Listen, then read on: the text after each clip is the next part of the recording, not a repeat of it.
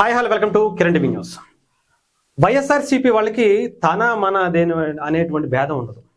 జగన్మోహన్ రెడ్డి గారిది ఆయన చేసినటువంటి పని తప్పు అని చెప్తే గాంధీనైనా అవసరమైతే ఆ జీసస్నైనా ఏ దేవుడినైనా సరే వాళ్ళు ఇష్టానుసారం బూతులతో రెచ్చిపోతారు. ఆఖరికి జగన్మోహన్ రెడ్డి గారి తల్లైనా చెల్లైనా అని చెప్పి గతంలో చాలాసార్లు మాట్లాడుకున్నాం.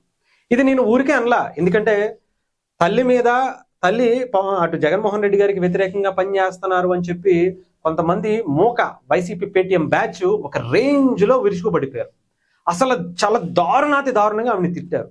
ఇంకా ఆయన చెల్లెలు షర్మిల గారి గురించి అయితే ఇంకా అసలు మాట్లాడుకున్నటువంటి భాష మాట్లాడుతూనే ఒక సైకోలు అనేక రకాలుగా ఇబ్బంది పెట్టారు. హ్యాపీగా చెప్పాలంటే జగన్మోహన్ రెడ్డి గారి ఆయన పిఆర్ టీము పిఏ టీముల్లో కూడా అలాంటి వ్యక్తులే ఉన్నారు. వాళ్ళని అరెస్ట్ చేసి లోపలేస్తే జగన్మోహన్ రెడ్డి గారే ప్రత్యేకంగా మళ్ళీ వాళ్ళని విడిపించుకుని తీసుకెళ్లినటువంటి సందర్భాలు కూడా ఉన్నాయి. అలాంటి సంస్కృతిని రాజకీయాన్ని ఆయన చేసుకుంటూ వచ్చారు. ఇంకా అది ఆపలేదనే చెప్పాలి.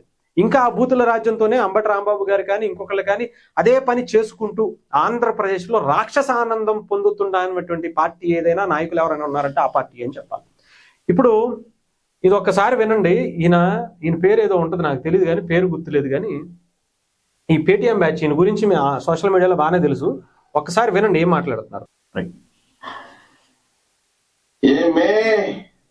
మేకప్ మున్సిపల్లి శరం లేని షర్మిల, చంద్రబాబుది బాగా రుచిగా ఉన్నట్లుంది. అబ్బబ్బో బాగా చికిస్తున్నాం.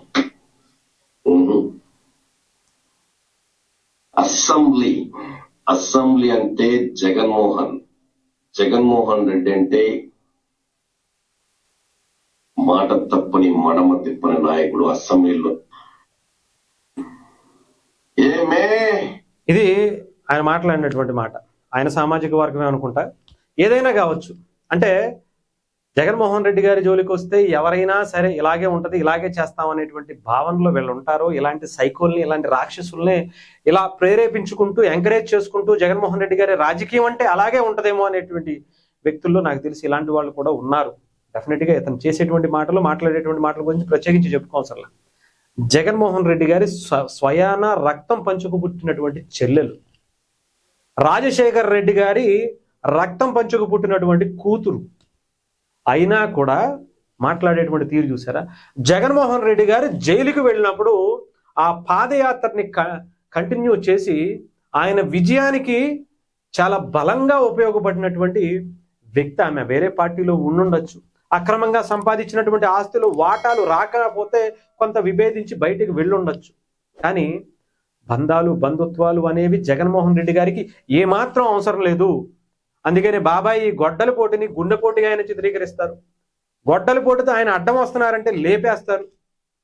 ఎవరినైనా సరే ఆయన రాజకీయానికి ఆయన దాచుకున్న దానికి అడ్డుపడితే ఇలాంటివే ఉంటాయని నాకు తెలిసి ఇవే చూపిస్తున్నారు.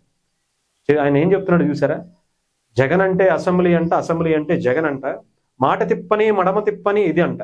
అసెంబ్లీలోకి వచ్చి మాట్లాడలేనటువంటి దద్దమ్మలో ఇలాంటి ఎలివేషన్స్ మాత్రం ఇస్తూ ఉంటారు. ఏం చెప్పాలి చెప్పండి? వీళ్ళకి సిగ్గు శరం అనేది ఏం ఉండదేమో అనిపిస్తుంది.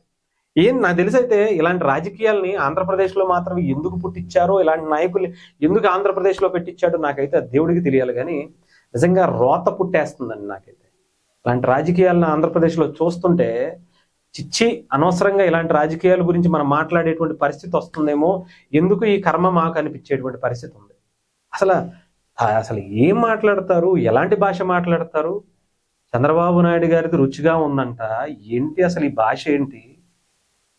అంటే ఎంతకైనా దిగజారుతారు అనేటానికి ఇలాంటి వాళ్ళని ఎంకరేజ్ చేస్తున్నటువంటి జగన్మోహన్ రెడ్డి గారైనా ఆలోచించుకోవాలి. ఇలాంటి వ్యక్తుల్ని ప్రేరేపించి రప్ప అంటూ మీరు ఇచ్చేటువంటి ఎలివేషన్స్తో ఎలాంటి వాళ్ళు తయారవుతున్నారో, ఎలాంటి ఎలివేషన్స్ ఇస్తున్నారో చూసుకోవాల్సినటువంటి పరిస్థితి ఉంది. జగన్మోహన్ రెడ్డి గారు, డెఫినెట్గా చెప్తున్నాను కదా, ఇది మంచి పద్ధతి కాదు, ఇది మంచి రాజకీయం కాదు. ఇలాంటి వాళ్ళని మీరు పక్కన పెట్టుకుని ఇలాంటి వాటితో మీరు రాజకీయం చేద్దాం అనుకుంటే అది అసాధ్యం అనే చెప్పాలి. దయచేసి మీకు ఉన్నటువంటి మీ రాజకీయంగా మీ నాన్నగారికి ఉన్నటువంటి పేరుని కాస్తైనా ముందుకు తీసుకెళ్ళండి, కానీ ఇలాంటి వ్యవస్థను మాత్రం తయారు చేయొద్దని మాత్రం కోరుకుంటున్నాను.